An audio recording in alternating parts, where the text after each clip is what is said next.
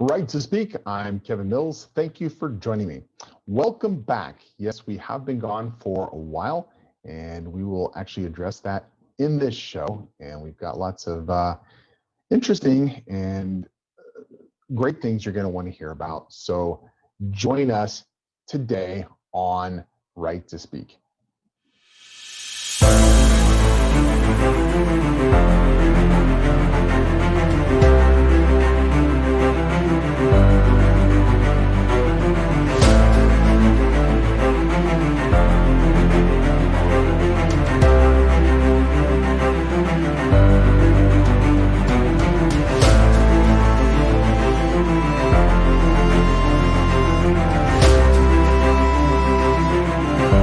Welcome back to Right to Speak, and thank you to all of you who sent us emails and checked on us to make sure that we were okay. We have been off the air for a while, and I understand we did that without an explanation. So as we come back on this interesting day, and we're going to cover that in a little bit as well, I want to again thank all of our listeners and our viewers for checking up on us, for missing us. That does mean a lot to us. Now, if you remember when we went off the air, it was just as the new administration was taking office, and we had been receiving a lot of personal and general threats to us as individuals, but also the show. We were also being faced with a lot of talk of censorship and concentration camps and everything else.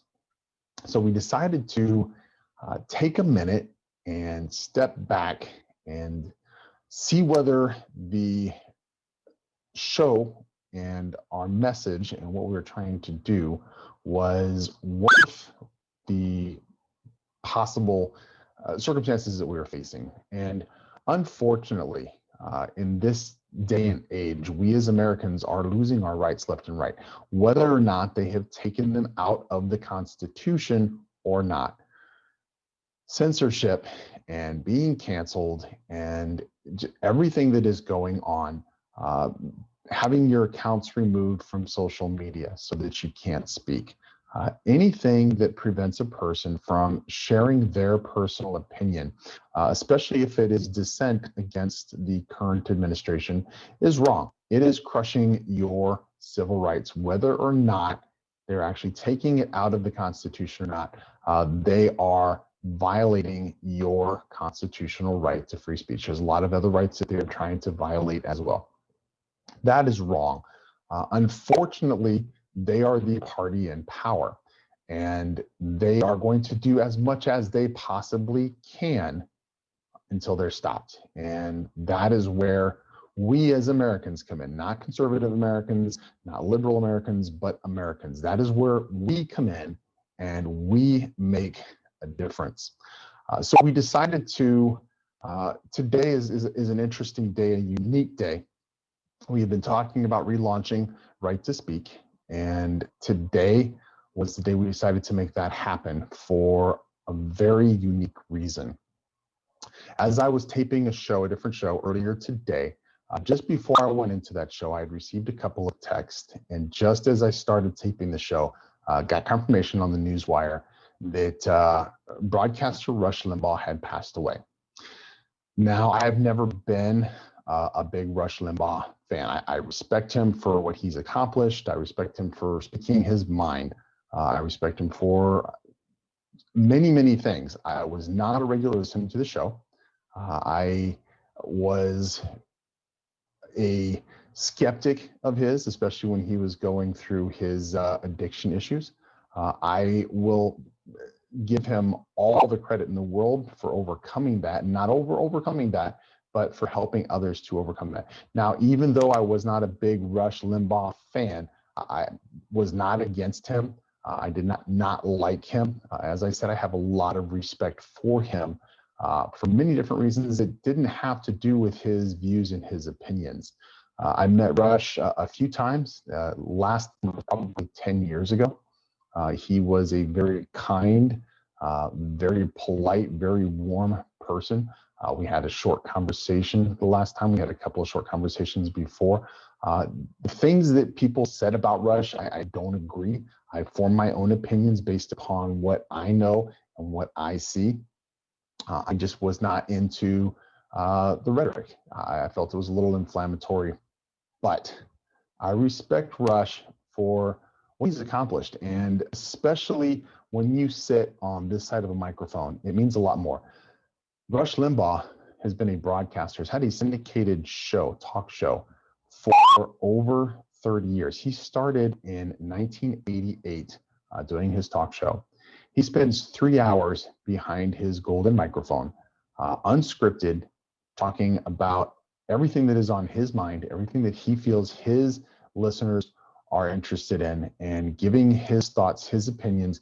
And if you do listen to Rush's show, and I've caught enough of them to hear this, and again, I don't agree with his rhetoric, but he will tell you how he thinks it is, but he will also try to put a positive spin on it. He will also try and tell you what you need to do or what we need to do in order to stand up against whatever tyranny he felt was being imposed upon us.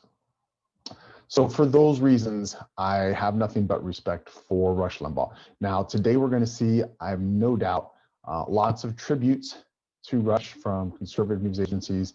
And sadly, we're going to see a lot of liberal news agencies and liberal individuals relishing in his death. That is a horrible thing. We wish Rush Limbaugh and his family nothing but good thoughts. Our thoughts, our prayers, our hopes for better days are with you. He battled long and hard with the lung cancer that he's had. And I know it wasn't easy. I've seen other people suffer through that. Again, much respect for Rush Limbaugh, not for his opinions. And I'm not saying I disagreed with all of his opinions, but for who he was, for what he accomplished. So Rush Limbaugh, I know you will be missed by many. Now, what a lot of you may not realize, because I'm usually on here doing a show with this mic, or I've got a classic mic that I use some of the other shows with. I do have a golden microphone like Rush Limbaugh's. It's not quite like Rush Limbaugh's, not as cool, but I broke that out. Pardon the noise. We're going to do this show today with my very own golden microphone as a tribute to Rush Limbaugh. Now let's address us being back, because there are so many things to unpack since we've been gone. And I've got a lot of things that I want to get you guys on board with, and we're going to cover that in just a second.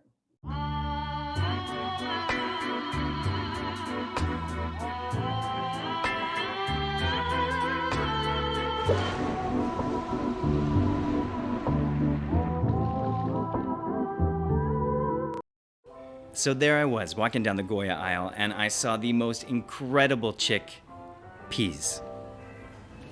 So you like garbanzo beans? You kidding? I love Goya chickpeas, yeah. Next thing I knew, we had dinner plans, and I knew exactly how to impress her with whole, plump, and award-winning Goya chickpeas. Or garbanzo beans, as she says. Goya chickpeas, real quality for real-life chefs. If it's Goya, it has to be good. Now, oftentimes you'll hear me say that we need to be the change, and I absolutely wholeheartedly back that. And in order to be the change, we need to be the example, and we need to lead by our example. We need to stop following. And that is what I want to make Right to Speak all about moving forward. Follow me for a minute. Regardless of who you supported for this last presidential election, regardless of what party you believe is best suited to represent us in Washington, because that's what they are. They are our representatives. They are not our leaders. They are not our rulers. They are there to represent us. And we need to remind them of that. And we need to remind ourselves of that. These people are not put there to mandate dictates to us. They are there to represent our best interests. They are there to represent what we want them to do for us as a nation, for us as Americans, and us as individuals. Our prosperity, our safety, the prosperity and safety of our fellow Americans and our nation are their responsibility.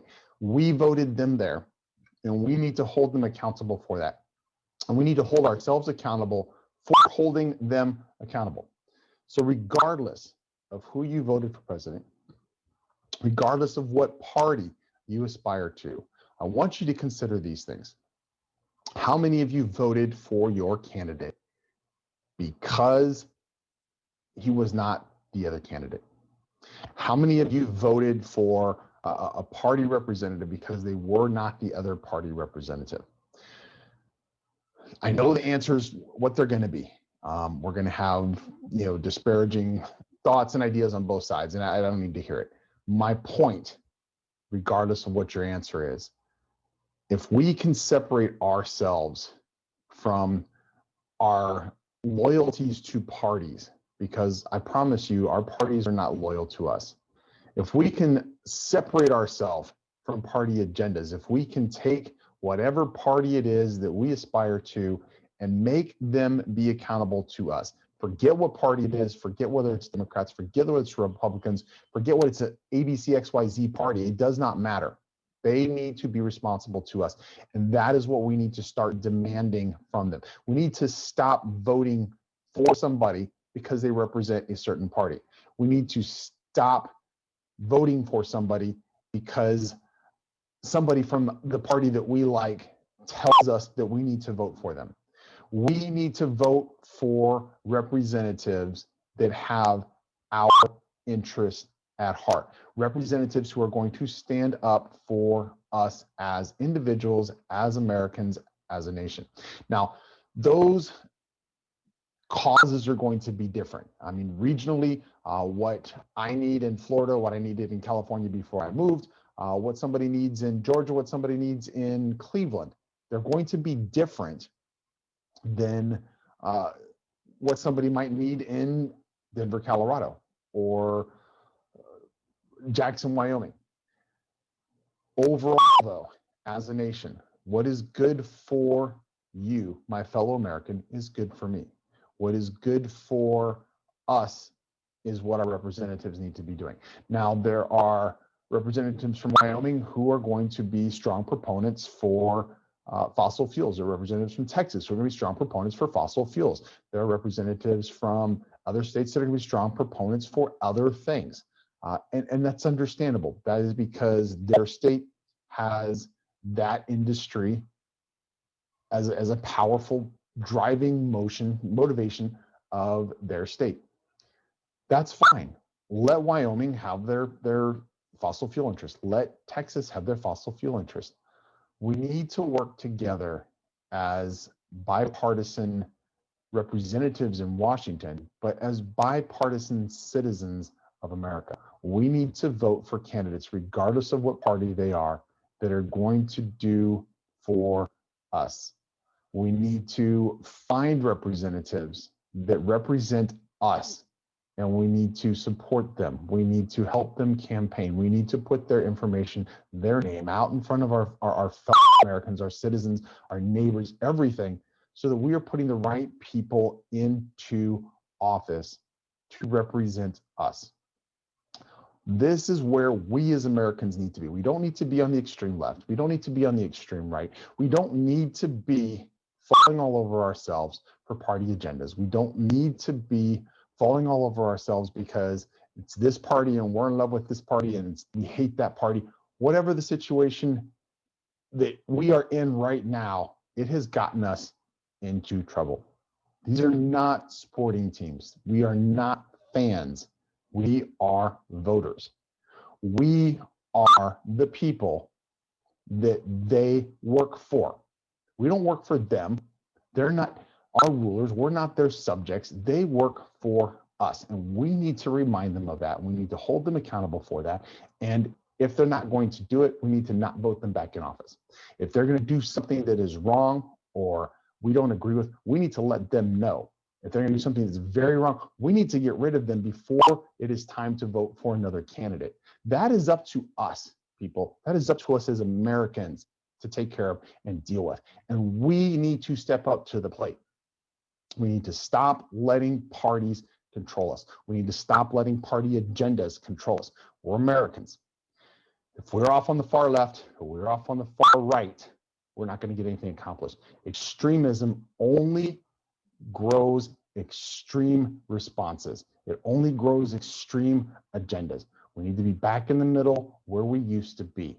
We need to be balanced, where the majority of the voters are moderate. They can lean left, they can lean right, they can do what they feel is right for them, right for the country. We're not all going to agree. But if we are still all in the moderate middle, we are not going to go over the cliff. We're not going to tip over. I use the analogy all the time that a bird with one wing can't fly. And that's because we have left wing and right wing right now. We've got two extremes, and both are pulling and tugging for our nation to be one or the other. It can't be one or the other. It will fail. It can't be both. It can be both, but it can't be the extreme left and the extreme right. We need to come back into the middle. The other example I use is a canoe. If you put all your weight on one side or the other, the canoe will flip. If you're shifting your weight from the left to the right, the canoe will flip. All of our weight needs to be in the middle of that canoe so that we can be balanced, so that we can go through the water, get our destination as quickly and as efficiently and as safely as possible without tipping over. That's where we as voters need to be. We need to be in the middle of this canoe that we call life and that we call the United States. And we need to start looking out for what is right for us. And I've got more on that topic coming up as soon as we get back. Goya Adobo, the perfect blend of salt, pepper, garlic, oregano, and other Latin spices that adds a unique flavor to every recipe, from breakfast to dinner. Goya Adobo, real flavor for real-life chefs. If it's Goya, it has to be good. Hello, I'm Mike Lindell, inventor of MyPillow. Thanks to your support, you've helped make MyPillow become one of the fastest growing companies in America. Over the last 12 years, you've helped MyPillow create thousands of jobs right here in the USA. Every MyPillow is made with passion here in my home state of Minnesota to ensure you get the best sleep of your life. One of the things that I really like about MyPillow is the support. It gives my neck a little hug. I've never slept better in my life. What's better than a great night's sleep? Sleep is one of the most important things to your health, and MyPillow is one of the most important things to your sleep.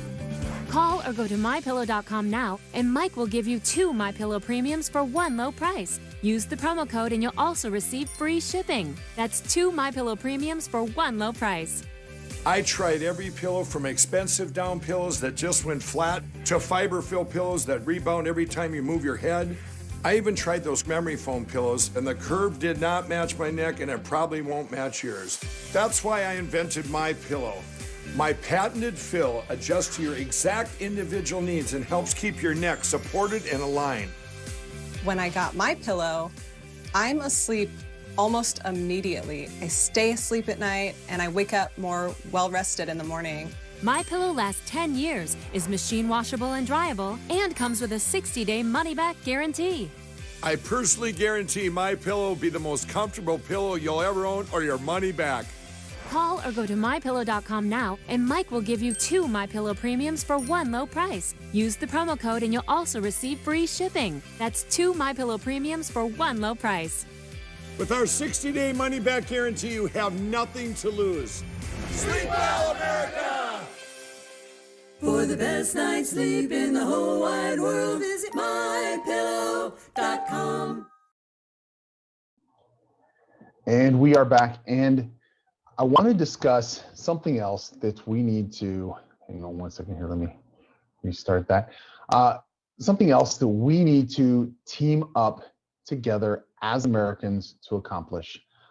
You remember at the end of 2020, when they put together the budget, there was a lot of talk of money that went to Pakistan for gender studies, money that went to Egypt so that they could build their military, that we're actually paying for other countries to build their military.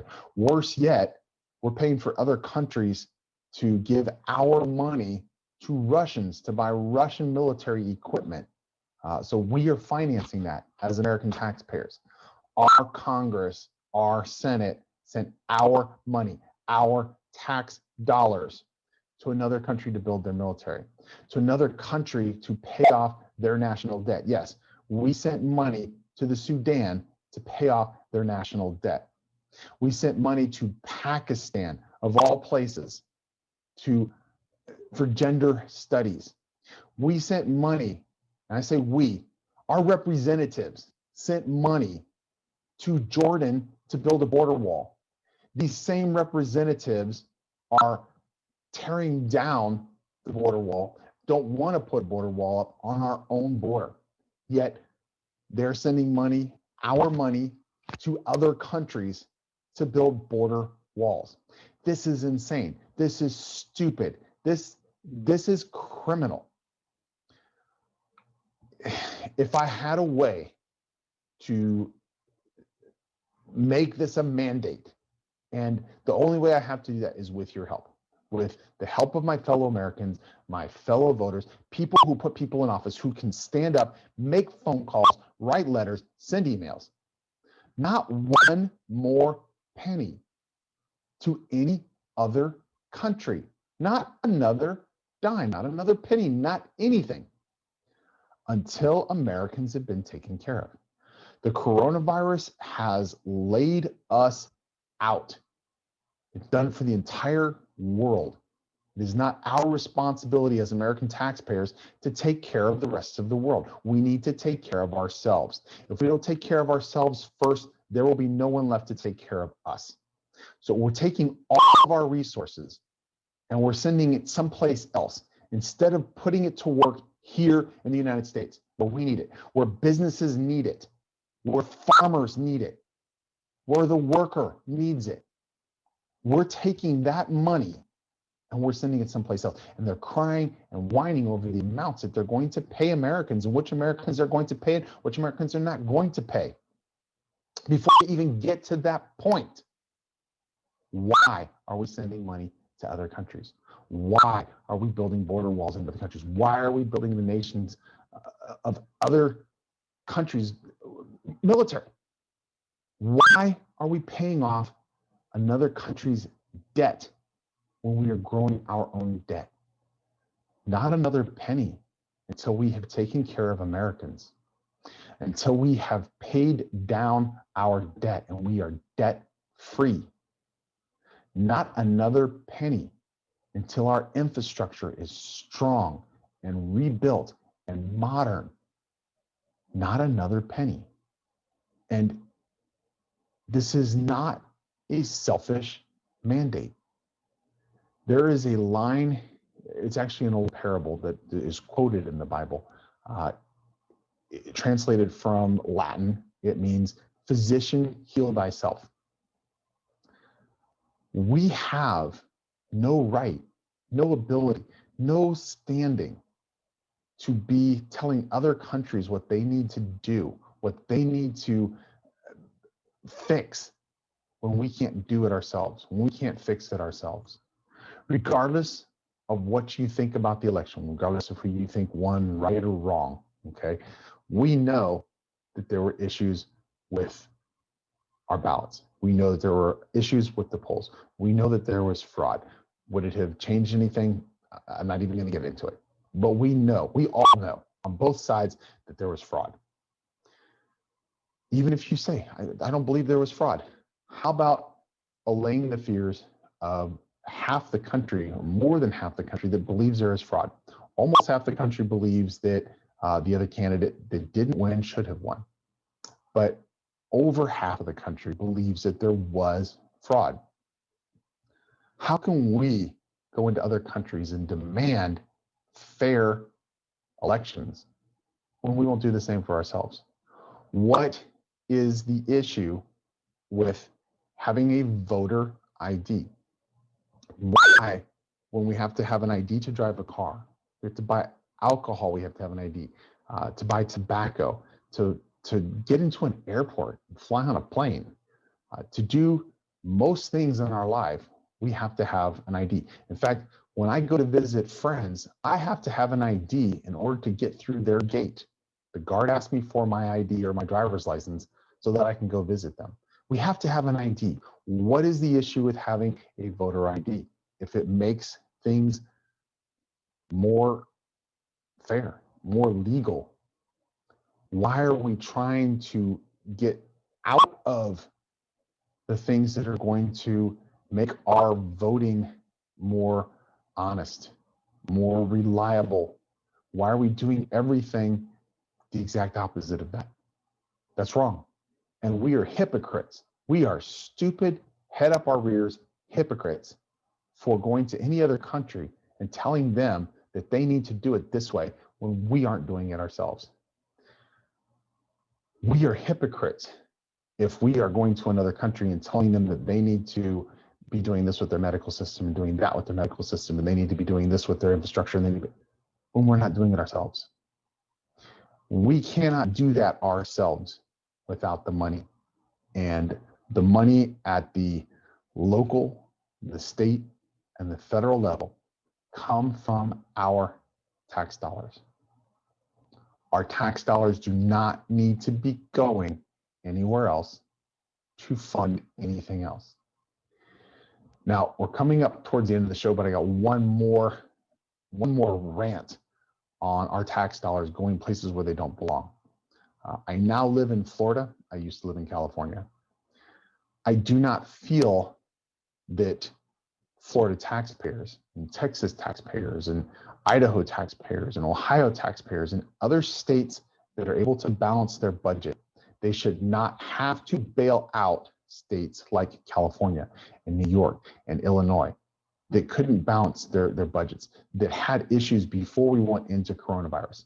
Why are citizens from other states being punished for the administrations of other states failing to be good stewards of the tax dollars that were placed into their control, for mismanaging, squandering, pilfering, embezzling money that was in their own states?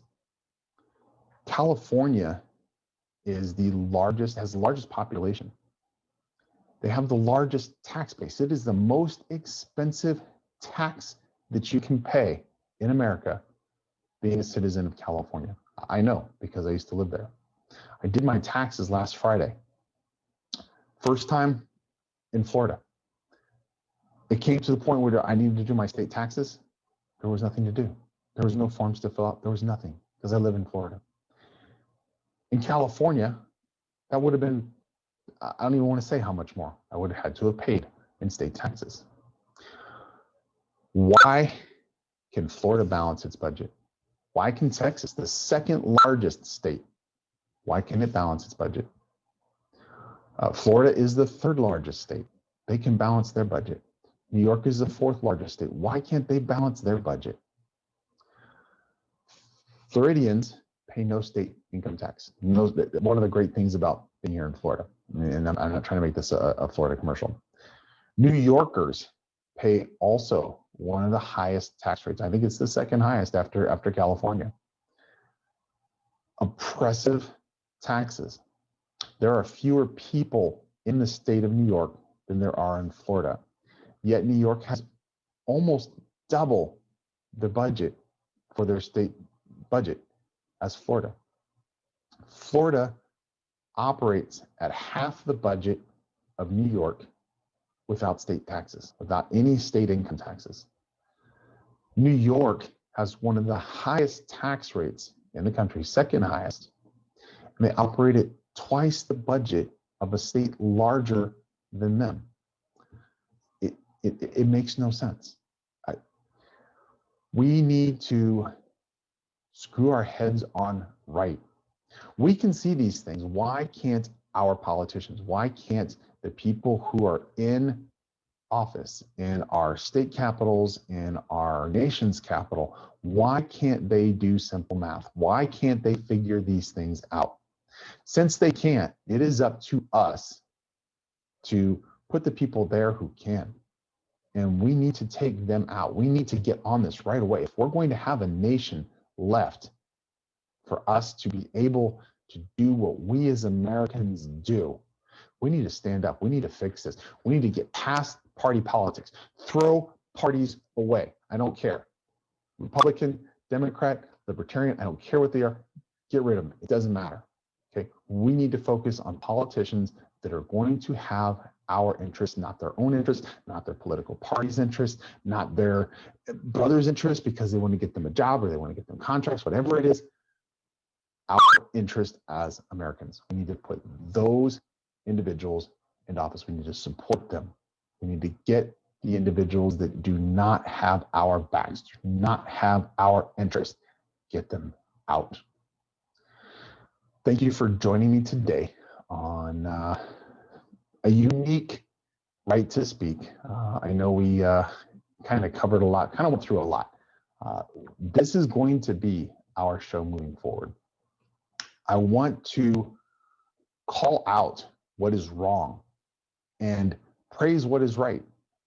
And I'm going to do that across the board. If there is a conservative or Republican that is not doing what they're supposed to do, or they're doing something wrong, I'm going to call it out. If there is a Democrat or a liberal that is not doing what they're supposed to do or doing something wrong, I'm going to call it out. And we all need to do the same. We need to all lose our loyalty to parties. We all need to lose our loyalty to whatever individual it is that we like out there. And we need to get our loyalty back to ourselves. We need to be loyal to ourselves. We need to be loyal to our family members. We need to be loyal to our country and our fellow Americans. And I hope all of you will remember that. And we all need to make that our agenda, the agenda of the American people moving forward. Again, thank you for joining me, and I will see you next time on Right to Speak.